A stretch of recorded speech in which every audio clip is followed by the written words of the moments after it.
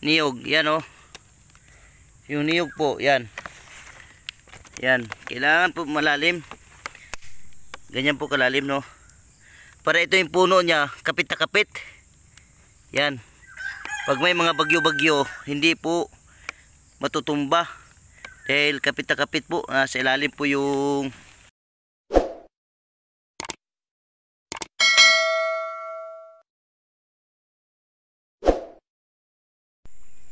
mga kahaguros, good morning po sa inyo lahat, no? At ako po ngayon ay magtatanim po ako ng mga puno. So yun po ang utos sa atin ng ating mahal na obispo, no?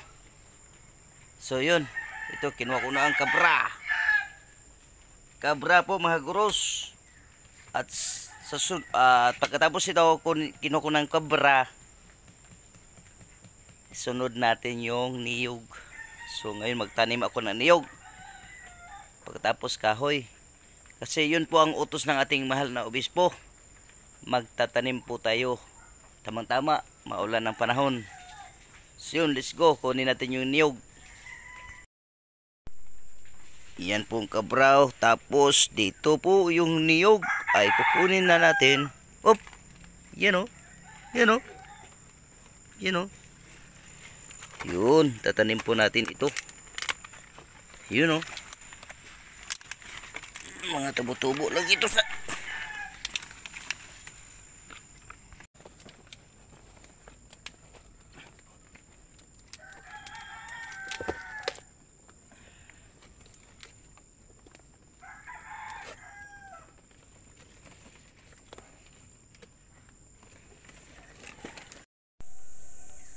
So yun ay nakuha ko na oh.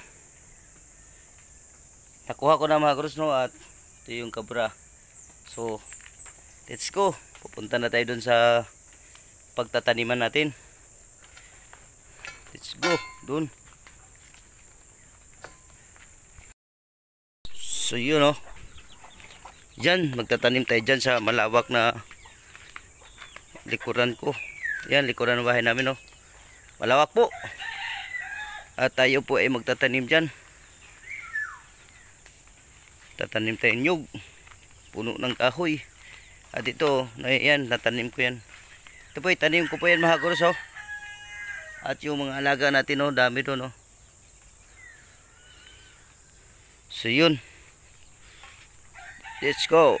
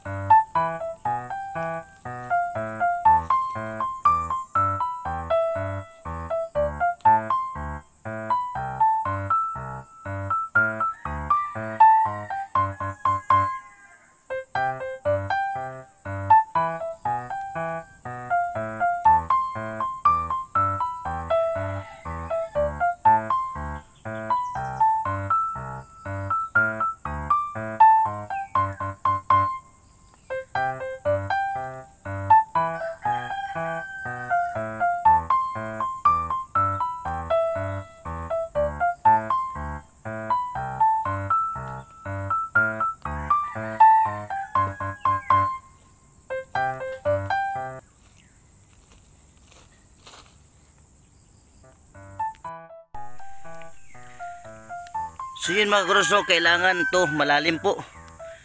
Kailangan malalim po ito para itong niyog, yan oh. Yung niyog po, yan. Yan, kailangan po malalim. Ganyan po kalalim, no. Para ito yung puno niya, kapit na kapit. Yan. Pag may mga bagyo-bagyo, hindi po matutumba. Dahil kapit na kapit po, sa ilalim po yung kanyang mga ugat-ugat. Yan, ganyan kalalim po. Yan. So, siyempre, tatakpan na natin to. Yan po. So, tatakpan na natin yan. Yan. Ganyan po, ganito po kalalim pag nagtanim kayo ng puno ng niyog, mga kuros. Kasi para pag may mga bagyo, tuwing may bagyo, malakas ang hangin, hindi po siya matutumba agad-agad. So yun o.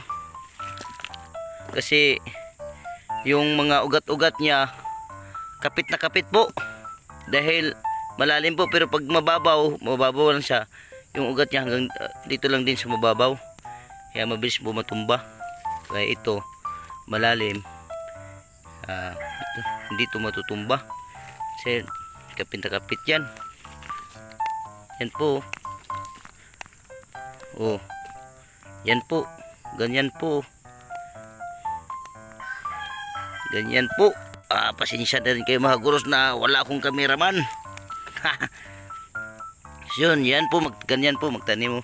Dahil utos po ng ating mahal na obispo, Santo Papa, na magtanim po tayo ng puno ng kahoy. Mamaya kahoy na naman itatanim ko dyan. Yan sa likod. Yan po.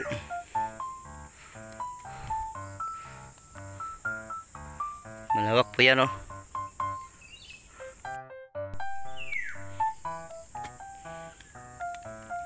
So yun mga kuros, no, tapos natin natanim. Malalim po yan, hindi basta-basta matutumba yan. Yun. Ang next natin gawin, doon naman tayo. Doon. At meron na rin pala tayo na tanim na puno ng mangga. Doon, no.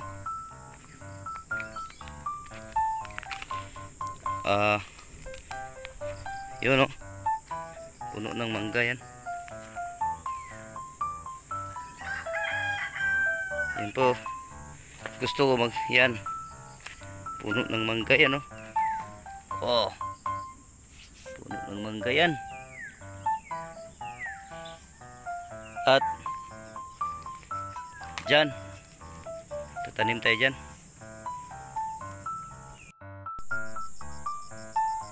So yun mga kahaguros, nakapagtanim na po tayo, no. So bukas magtatanim uli tayo. Puno naman, no, dun mga kahoy. Kasi kapos na ko sa oras, papasok na ako sa trabaho. So yun po, yun po ang utos kasi ng ating mahal na obispo at ating Santo Papa po, na magtanim ng kahoy. At tama-tama, birthday ni Mama Mire ngayon. Birthday Mama Mire. So yun po, no, dahil kapos na po ako sa oras, papasok po sa trabaho. At hanggang dito na lang. Sa lahat po ng OFW nasa ibang bansa, no, mag-iingat kayo palagi dyan dahil malayo po kayo dito sa Pilipinas at sa inyong mga pamilya. At sa lahat ng solid supporters, viewers, maraming salamat po. Sa lahat ng hindi pa nakapag-subscribe, like and share, follow my FB page, pakisupport na lang po, and don't skip ads para marami tayong matutulungan, no. Mayroon po talagang gustong tulungan. So yun, hanggang dito na lang po kasi papasok na ako sa work. So bukas tanim tayo ulit dun ng puno. Stay safe always and God bless us all. Bye bye. Sa birthday Mama Mire.